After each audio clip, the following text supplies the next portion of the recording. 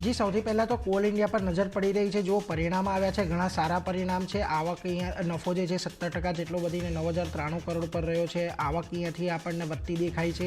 અનુમાન કરતાં સારા આંકડા આવક અને નફાના રહેતા જોવા મળ્યા છે. એબિટામાં પણ અહીંયા વધારો થયો છે અને માર્જિન પણ અહીંયા આપણને સારા એવા વધતા દેખાયા છે. માર્જિન ઘટાડાનું અનુમાન હતું પરંતુ એની સામે ખાસા એવા વધતા દેખાયા છે. ખાસ કરીને કંપનીના જે વોલ્યુમ્સ છે એની અંદર વધારો થયો છે. ઈ ઓક્શનની અંદર વધારો થયો છે. રિયલાઇઝેશન થોડા અહીંયાથી ઘટ્યા છે પરંતુ ઓવરઓલ પરિણામ અહીંયાથી આપણને પોઝિટિવ રહેતા જોવા મળ્યા છે. ખાસ કરીને એટલે એના પર એક નજર રાખતા રહીશું.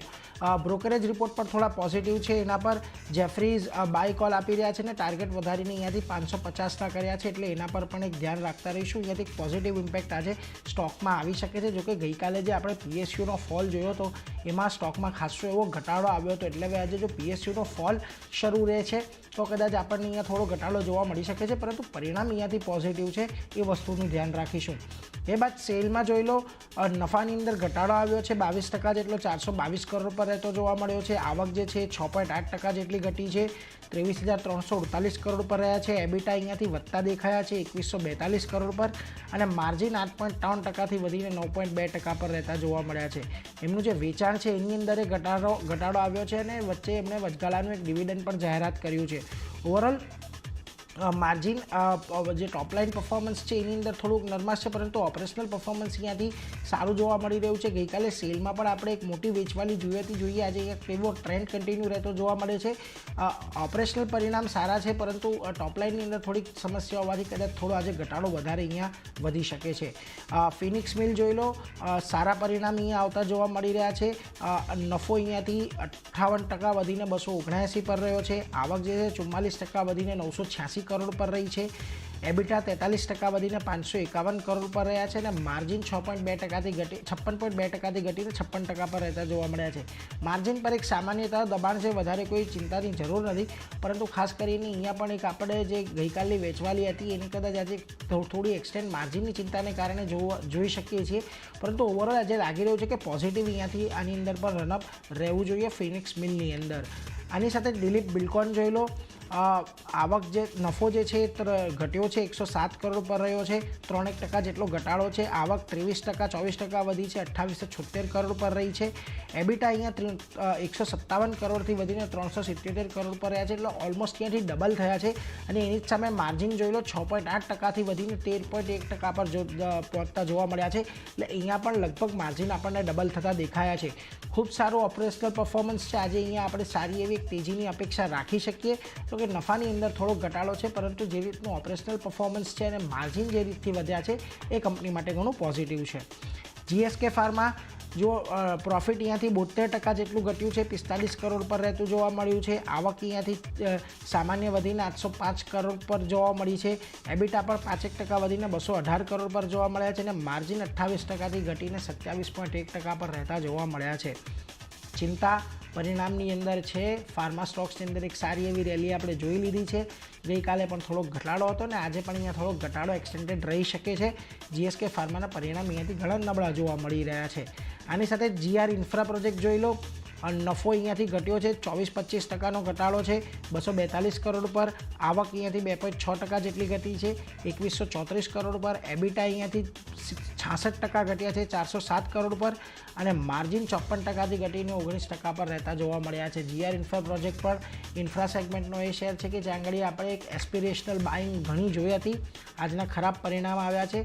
શક્યતા છે કે અહીંયા આજે એક મોટો ઘટાડો આપણને આવતો જોવા મળી શકે છે કારણ કે વેલ્યુએશન આ સ્ટોકના ઘણા વધારે હતા. હવે સાની સાથે જ એક ઓલ કાર્ગો લોજિસ્ટિક છેલ્લે સ્ટોક મારા તરફથી કે જ્યાં પણ પરિણામ આવતા દેખાયા. પ્રોફિટ અહીંયા 88% ઘટીને 17 કરોડ પર રહેતો જોવા મળ્યો છે. આવક અહીંયા 22%થી ઘટીને 3211 કરોડ પર રહેતી જોવા મળી છે. એબિટા અહીંયાથી 56% ઘટીને 111 કરોડ પર રહેતા જોવા મળ્યા છે અને માર્જિન 6.1%થી ઘટીને 3.5% પર રહેતા જોવા મળ્યા છે.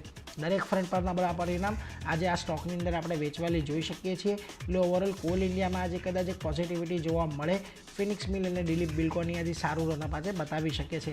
આની સાથે આરતી, આ તો બધા પરિણામની વાત થઈ પરંતુ અન્ય કયા સ્ટોક્સ કે જ્યાં આગળ આજે સમાચારમાં એક્શન બની દેખાઈ શકે છે? જે અન્ય ન્યૂઝ બેઝ રિએક્શન જે સ્ટોક બતાવી શકે છે એમાં સૌથી પહેલાં જે MSCI ઇન્ડેક્સ રિવ્યૂ આવ્યા છે તેના ઉપર નજર કરી લઈએ તો ફેબ્રુઆરી રિવ્યૂ જાહેર કરવામાં આવ્યા છે જેમાં 5 સ્ટોકનો ઉમેરો કરવામાં આવ્યો છે. NMDC, GMR airport infra, union bank અને ખાસ કરીને BHEL, PNB આ બધા સ્ટોક છે જેનો સમાવેશ કરવામાં આવ્યો છે. અને સ્મોલ કેપની વાત કરીએ MSCI સ્મોલ કેપની તો અહીંયા સેરો વર્લ્ડ, હુનાસા કન્ઝ્યુમર જેવા સ્ટોક છે, ITD સિમેન્ટેશન જે છે તેમાં ઇન્ક્લુડ કરવામાં આવ્યો છે. તો આ બધા સ્ટોક પર આજે ફોકસ રાખવાનું રહેશે કારણ કે MSCI જે ઇન્ડેક્સ છે તેમાં ખાસ કરીને આ સ્ટોકનો 5 સ્ટોકનો સમાવેશ કરવામાં આવ્યો છે.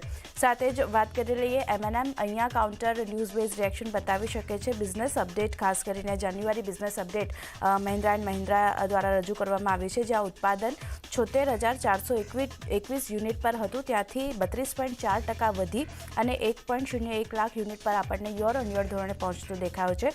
સામે વેચાણની વાત કરીએ તો ત્યાં પણ 17.7%નો વધારો જોવા મળ્યો છે અને 72,198 યુનિટ પર આપણને પહોંચતું દેખાયું છે વેચાણ. નિકાસની વાત કરીએ તો જે 3,009 યુનિટ હતું ત્યાંથી 42% ઘટી અને 1,746 યુનિટ પર આપણને પહોંચતું દેખાયું છે. તો એક નિકાસ ઘટી છે પણ વેચાણ અને ઉત્પાદનમાં જે વધારો થયો છે ખાસ કરીને જાન્યુઆરી બિઝનેસ અપડેટમાં તો ફોકસમાં આજે M&Mનું કાઉન્ટર રહેશે. ગઈકાલે 0.5%ની આસપાસની ખરીદારી હતી. આજે સ્ટોક કઈ રીતે રિએક્ટ કરે છે નજર રાખવાનું રહેશે. Next counter JSW energy. અહીંયા કંપની માટે પોઝિટિવ સમાચાર છે. લેટર ઓફ અવોર્ડ કંપનીને મળ્યો છે. કંપનીને solar energy corporation of India તરફથી લેટર ઓફ અવોર્ડ મળ્યો છે. કુલ 500 મેગાવોલ્ટના વિન્ડ પાવર પ્રોજેક્ટ માટે આ લેટર ઓફ અવોર્ડ મળ્યો છે અને JSW નિયો એનર્જી જે JSW એનર્જીની હોલ્ડી સબસિડરી કંપની છે તેને આ પ્રોજેક્ટ મળ્યો છે. તો તેને કારણે JSW એનર્જી આજે ફોકસમાં રાખવાનું રહેશે કાઉન્ટર. લાસ્ટ કાઉન્ટર મારા તરફથી લેમન ટ્રી હોટલ. અહીંયા ફરી એકવાર સ્ટોક જે છે તે આપણને પોઝિટિવ રિએક્શન બતાવી શકે છે કારણ કે લેમન ટ્રી રિસોર્ટ હેઠળ તેલંગાનામાં નવી હોટલ માટે લાયસન્સ એગ્રીમેન્ટ જે છે તે અહીંયાથી કરવામાં આવ્યા છે. તો સ્ટોકમાં એક પોઝિટિવ રિએક્શન આપણને જોવા મળી શકે છે. ગઈકાલે એક મોટો ઘટાડો આપણે જોયો હતો પણ આજે થોડી ઘણી રિકવરી સ્ટોક બતાવી શકે છે. તો લેમન ટ્રી હોટલ પર પણ ખાસ ફોકસ રહેશે. તો આ બધા સ્ટોક છે.